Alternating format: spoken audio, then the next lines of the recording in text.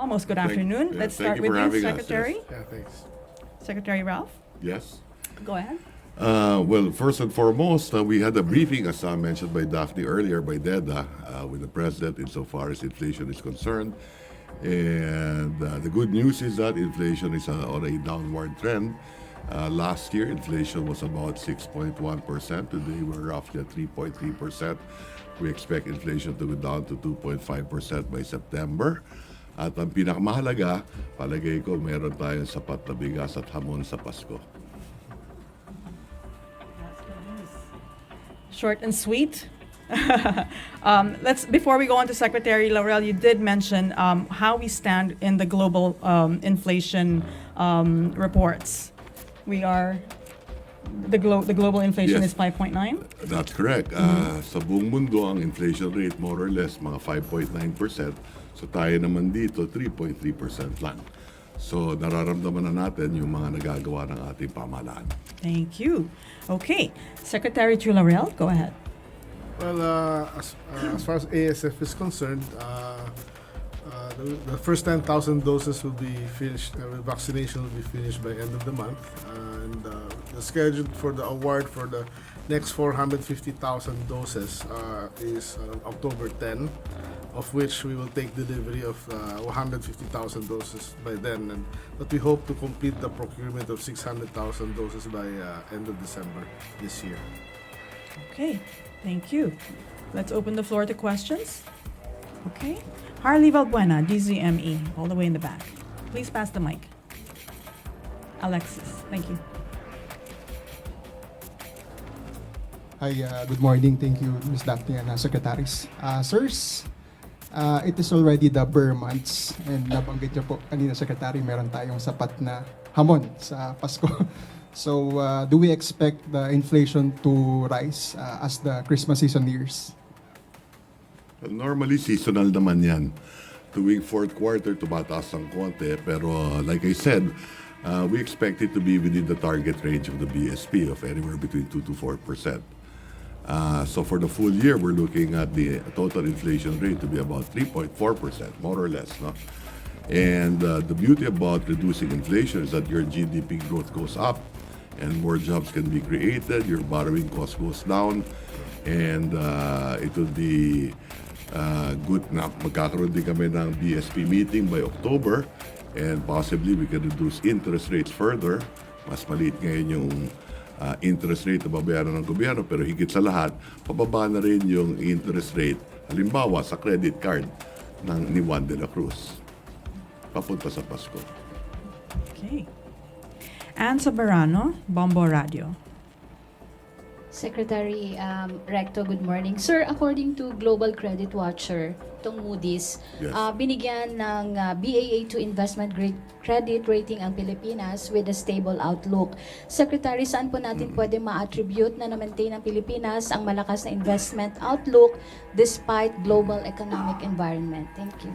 Yeah, well, meron tayong medium-term fiscal framework plan at nakikita nila credible yung plano natin. Number one, the economy is continuously growing.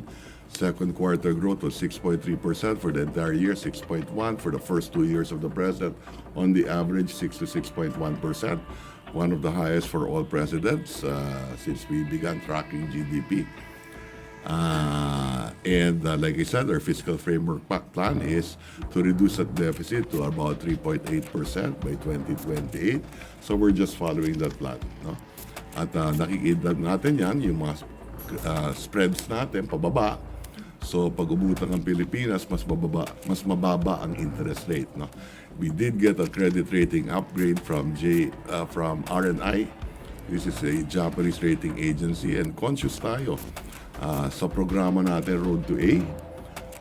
Of course, by 2028, we want that all the rating agencies will give us a grade of A.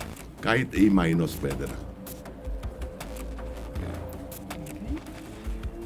Sam Medinilia, Business Mirror. Please pass the mic. Sean. For Sec.Ralph. Analysts are saying that the reduction in the reserve requirement ratio is equivalent to around 300 to 400 billion in liquidity Are you concerned that this will lead to a spike in inflation? Why or why not? No, we've considered that when we decided on that policy, the BSP meeting, the last BSP meeting. This will be good for the economy. It will improve the capital markets. You're injecting roughly 380 billion into the system. It will be good for banks. And then may lag effect din naman yan. Well, ito, mas immediate to than the policy rate, no? So, not really. That's all been considered, and we expect inflation to be 2.9 to 3.1% next year. So, even lower than this year. Sir, yung saan po And nanggagaling? that will help also grow the economy pala. Yeah. Sir, saan po nanggagaling yung confidence natin na ma-achieve natin yung 2.5% inflation this month, tapos yung sabi po yung 2.9% by next year, considering na mag-election na tataas yung spending tsaka yung La Línea? Well, like I said, no, for September, ang expectations natin is roughly 2.5. It's a range between 2.1 to 2.9. The midpoint is roughly 2.5. I also mentioned seasonal ang inflation. So during the fourth quarter, medyo tataas ng konti yan. But still within the range of 3.1 to 3.9%.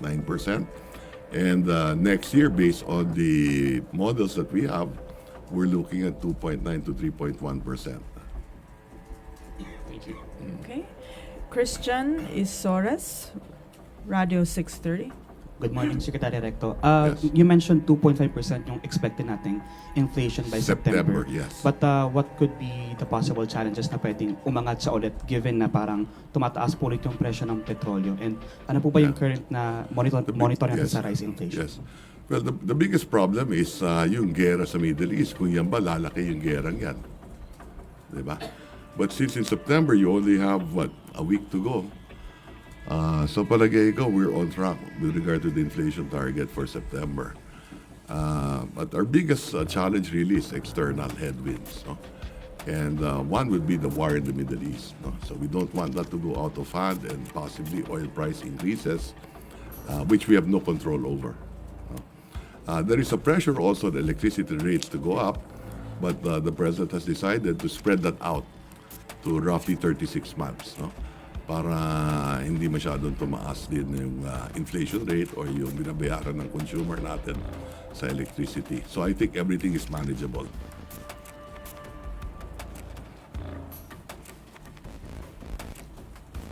Okay.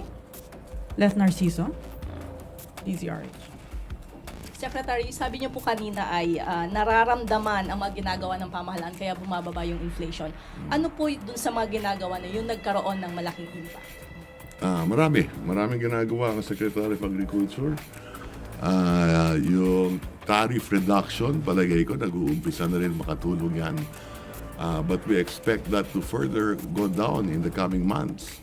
Yung reduction in tariff rates for rice particularly. So pababaan na rin yan.